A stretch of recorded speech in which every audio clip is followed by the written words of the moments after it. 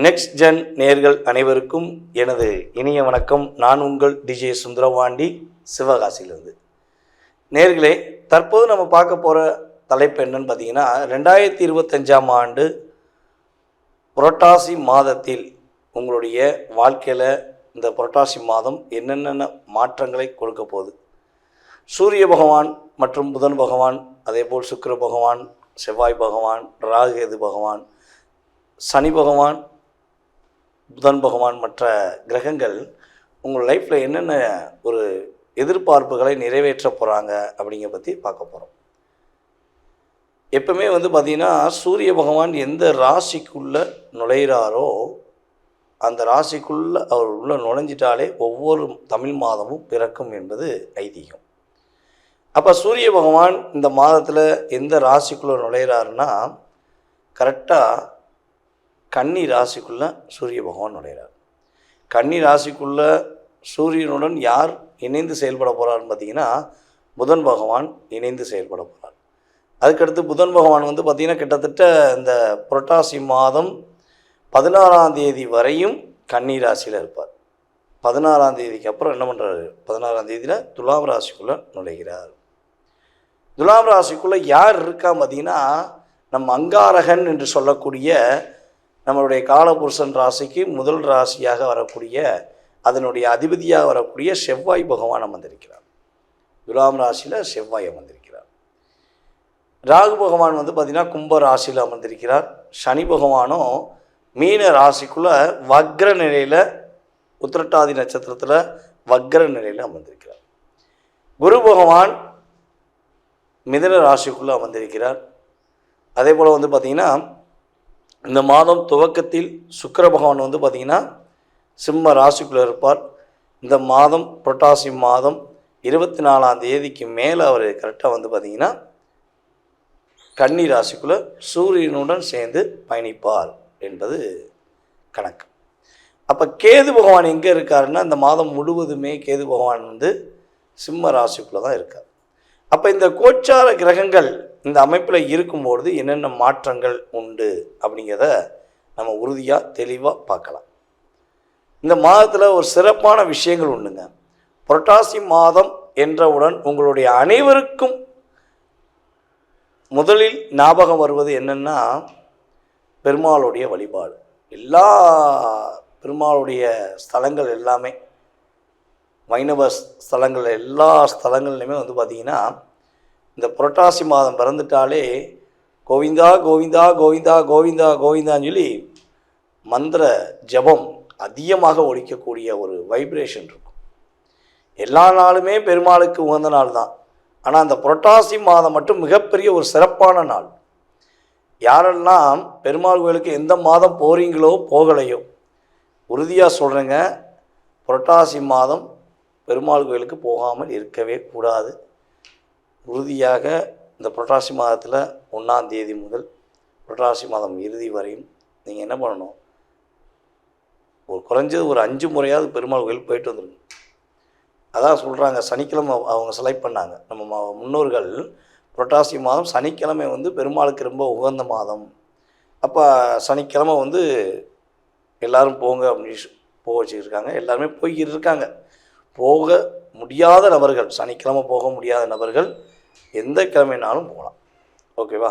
பெருமாளை போய் இந்த மாதம் நீங்கள் எத்தனை முறை நீங்கள் தரிசனம் செய்கிறீர்களோ, அவரிடம் உங்களுடைய வேண்டுதலை வைக்கிறீர்களோ, உங்களுடைய கர்மாவில் உள்ள அத்தனை விதமான பிரச்சனைகளும் தீரும்.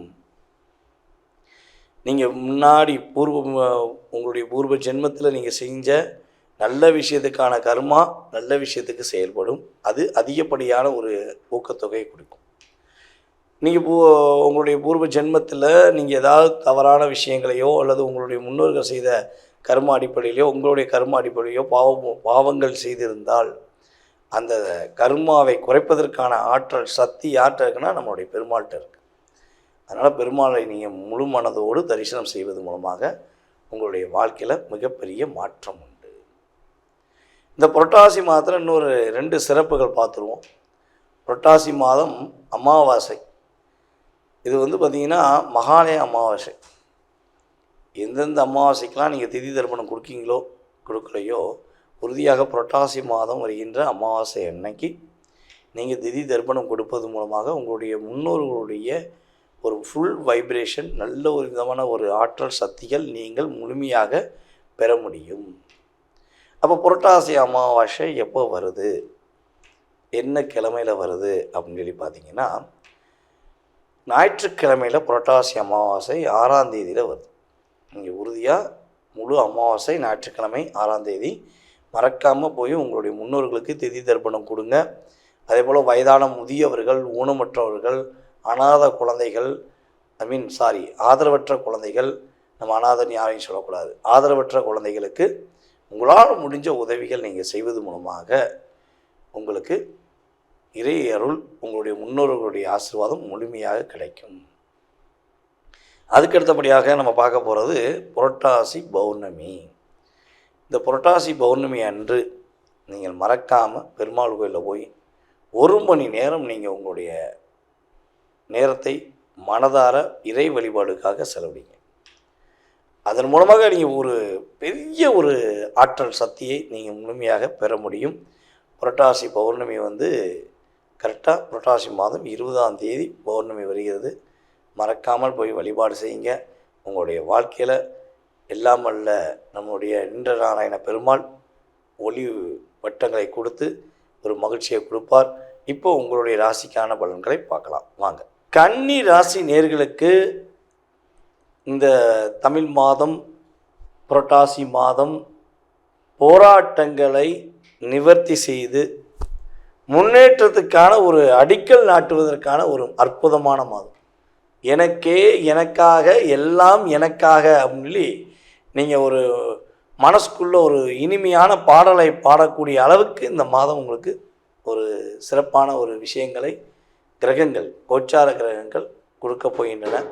இந்த மாதம் துவக்கத்திலேயே நம்முடைய நவகிரக நாயகன் என்று சொல்லக்கூடிய சூரிய பகவான் ராசிக்குள்ளே உள்ள நுழைகிறார். ஜாக் பாட் அப்படிங்கிற மாதிரி ஜம்முன்னு உட்கார்றார்.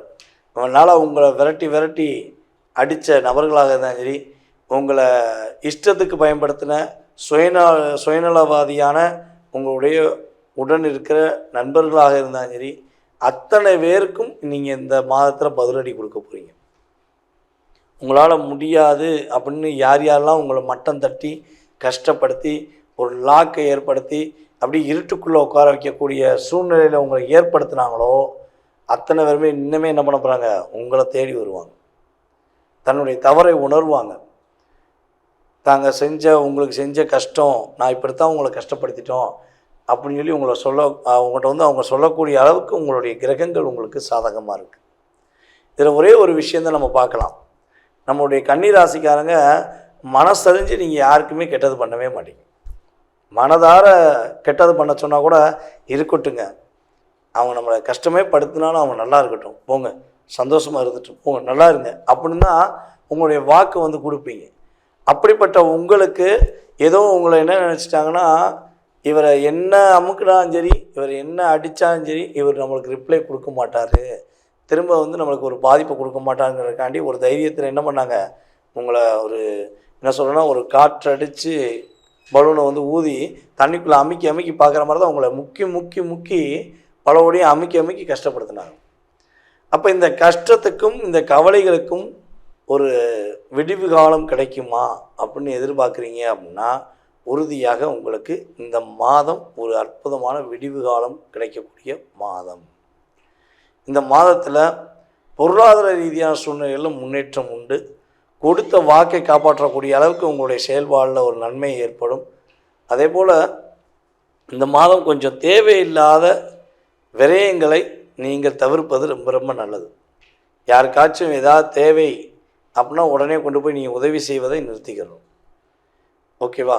உதவிங்கிறது யாருக்கு செய்யுங்கன்னா, கன்னிராசிக்காரங்களை உதவி செய்கிறது நிறுத்த சொன்னால் நிறுத்தவே முடியாது. ஏன்னா உங்களுக்கு இயல்பான குணமே உதவிங்கிறது உண்டு.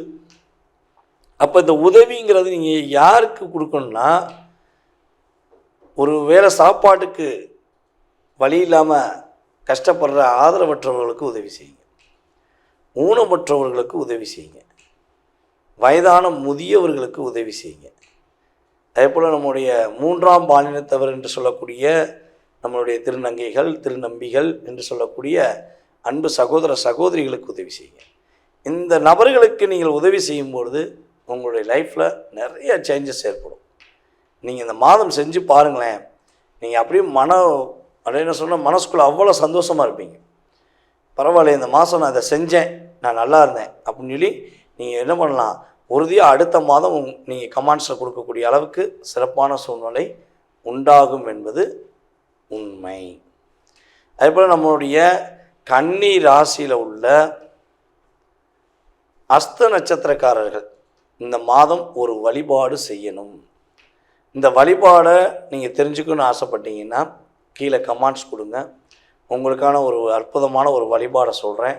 அந்த வழிபாடை செய்யும் பட்சத்தில் உங்களுடைய வாழ்க்கையில் இனி வரப்போகின்ற நம்மளுடைய இந்த வருடத்தில் இருக்கின்ற ஒரு 5 மாதத்தை நீங்கள் அற்புதமாக கடக்க முடியும். நான் சொல்ல போகிற வழிபாடை நீங்கள் கரெக்டாக மனசார செஞ்சால், மனசார செய்ய நினைக்கிறவங்க, செய்வேன்னு நினைக்கிறவங்க கீழே கமெண்ட்ஸ் கொடுத்துட்டு வாட்ஸ்அப்பில் எனக்கு எஸ்எம்எஸ் போட்டு விடுங்க. அஸ்த நட்சத்திரக்காரர்களுக்கு மட்டுமே உறுதியாக அந்த வழிபாடு எடுக்கப்பட்டது. இந்த மாதத்தில் உள்ள சிறப்பு. ஓகேவா? ஒவ்வொரு மாதமும் நம்ம என்ன பண்ண போகிறோம், ஒவ்வொரு ராசியில் உள்ள ஒவ்வொரு நட்சத்திரக்காரங்களுக்கு சிறப்பான வழிபாடு, முன்னேற்றத்திற்கான வழிபாடை சொல்ல போகிறோம். ஓகேவா? இதை நீங்கள் கரெக்டாக ஃபாலோ பண்ணிங்கன்னா உறுதியாக வெற்றி உண்டு.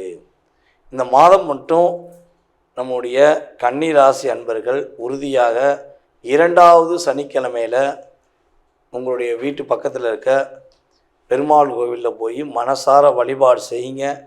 மாற்றம், முன்னேற்றம், மகிழ்ச்சி என்பது உறுதியாக கன்னி ராசி என்பவர்களுக்கு இறை வழிபாடு மூலமாக கிடைக்கும் என்பது நிதர்சனமான உண்மை. அன்பு நேயர்களே, தற்போது வரை நீங்கள் பொறுமையாக கிட்டத்தட்ட நான் பேசின ஒரு 10 நிமிடங்களில் நீங்கள் பொறுமையாக கேட்டிருக்கீங்க. அதுவே எனக்கு ரொம்ப ரொம்ப சந்தோஷம். உங்களுக்கு நான் நன்றியை தெரிவிச்சுக்கிறேன். இப்போ வரையும் நீங்கள் பார்த்த அத்தனை விதமான செயல்பாடுகள், கிரகங்கள் கொடுக்கின்ற தன்மைகள், கிரகம் கொடுக்க போகின்ற தன்மைகள், அத்தனை விதமான விஷயங்களும் உங்களுடைய கோச்சார பலன்கள் ரீதியாக கொடுக்கப்பட்ட விஷயங்கள். கிரகங்கள் இப்பொழுது உள்ள கோச்சாரத்தை வைத்து உங்களுக்கு என்னென்ன மாற்றங்களை கொடுப்பாங்க, என்னென்ன விஷயங்கள் கிடைக்க போகுது என்பதை தெளிவாக சொல்லியிருக்கோம். இதை தாண்டி உங்களுடைய சுய ஜாதகம் சம்பந்தப்பட்ட கேள்விகளை நீங்கள் தெரிஞ்சுக்கணும்னு விருப்பப்பட்டால், உங்களுக்கு ஆர்வம் இருந்தால், அல்லது ஜாதகமே இல்லை என்னுடைய எதிர்காலத்தை தெரிஞ்சுக்கலாமா அப்படின்னு நினைக்கிற அத்தனை விதமான நம்முடைய நேயர்களுக்கு நான் சொல்வது என்னென்னா, இந்த 20% என்னால் தெளிவாக கணக்கிட முடியும் என்று நீங்கள் நம்பினால் நீங்கள் கீழே உள்ள வாட்ஸ்அப் நம்பருக்கு உங்கள் டீட்டெயில்ஸ் எனக்கு அனுப்பிவிடுங்க. உங்களுக்கு அப்பாயின்மெண்ட் டைம் கொடுக்கப்படும். அந்த நேரத்தில் உங்களுடைய சுய ஜாதகம் சம்மந்தப்பட்ட அத்தனை விதமான கேள்விகளுக்கும் மிக துல்லியமாக தெளிவாக பதில் கூற நான் கடமைப்பட்டிருக்கிறேன். வாய்ப்பளித்த நல்ல உள்ளங்களுக்கும் மேலும் எங்களுடைய அன்பு நேயர்கள் அனைவருக்கும் எனது பணிவான வணக்கத்தை கூறி விடைபெறுகிறேன். நன்றி, வணக்கம்.